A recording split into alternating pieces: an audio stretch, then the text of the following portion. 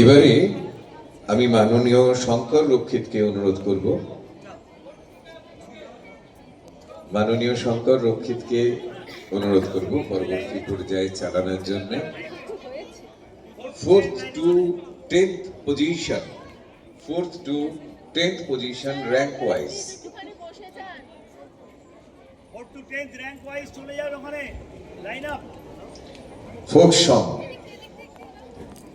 রীতিশা মাঝি, মেধা কারক, সমৃদ্ধি দেবনাথ, সৌর্য বিশ্বাস, রানী বিশ্বাস, সুমেধা ঘোষ।